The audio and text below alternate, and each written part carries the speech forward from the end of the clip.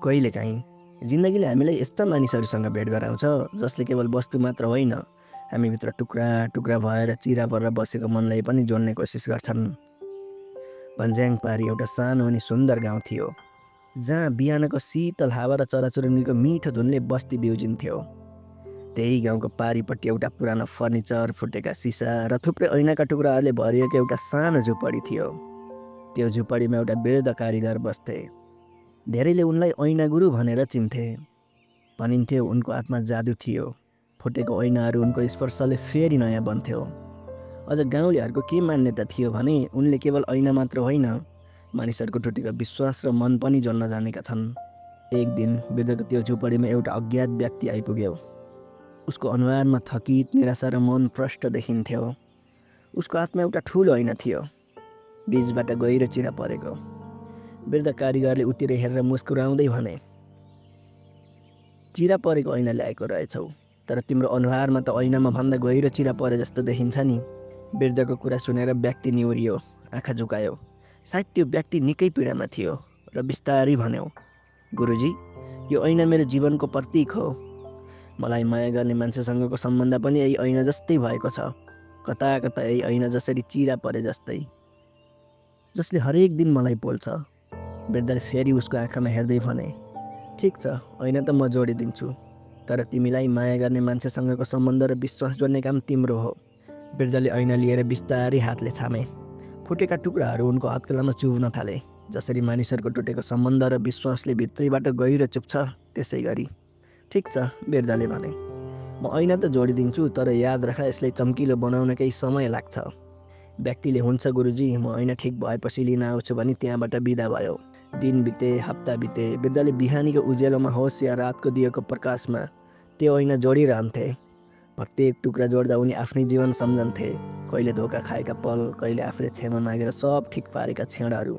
वृद्धको अथाह मेहनतपछि अनन्त ऐना जोडियो। यो पहिलाको जस्तो थिएन, बरु अझै चम्किलो र अझै गहिरो प्रतिबिम्ब दिने बन्यो।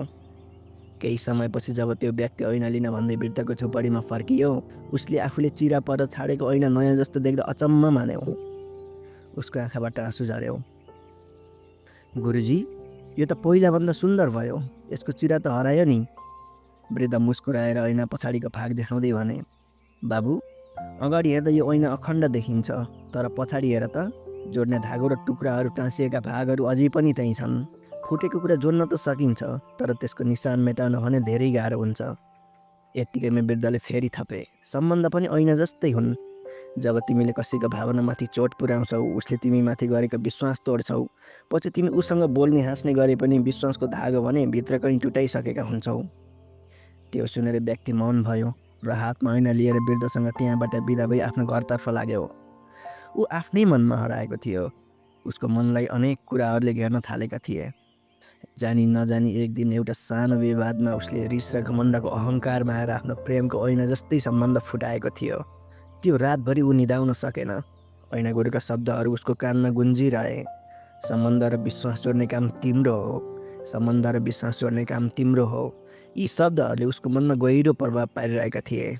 अर्को दिन बिहानै ऊ आफ्नो प्रेमिकाको घर पुग्यो र ढोकाको घन्टी बजायो।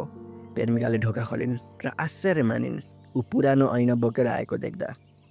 आँखामा आँसुका थप्पाहरू छचल्काउँदै व्यक्तिले भन्यो, हाम्रो सम्बन्ध टुटेको दिन यो ऐना पनि टुटेको थियो। अब लाग्थ्यो हाम्रो सम्बन्ध पनि यही ऐना जस्तै भयो। अब कहिले जोडिँदैन, तर हेर त, यो ऐना मैले जोडाएँ नि। अब म हाम्रो सम्बन्ध पनि जोड्न चाहन्छु। म गल्तीमा थिएँ, मलाई माफ गर। प्रेमिका केही बोल्न सकिनन्। उनको आँखाबाट आँसु यसरी बग्न थाले मानव मुसलधारे झरी परेको बेला बलेनीबाट पानी झरेसरी।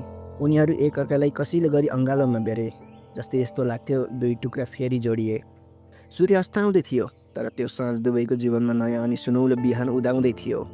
अब उनीहरूको प्रेम त्यही ऐना जस्तै अझै उज्यालो र अझै धेरै गहिरो प्रतिबिम्ब दिने भएको थियो। त्यो रात युवकले वृद्ध कारिगरले जोडेको त्यही पुरानो ऐनातिर हेरेर मनमा नै सोच्यो, फुटेका कुराहरू जोड्न सकिन्छ, चिराको इतिहास मेटाउन त नसकिएला, तर यदि रिस र घमण्डको अहङ्कार छोडेर साँचो प्रेम र माफीले त्यसलाई ढाकिदियो भने त्यो चिरा पनि सुन्दर देखिन्छ। यो स्टोरीले के भन्छ भने जीवनमा विश्वास र सम्बन्धहरू पनि ऐना जस्तै नाजुक हुन्छन्।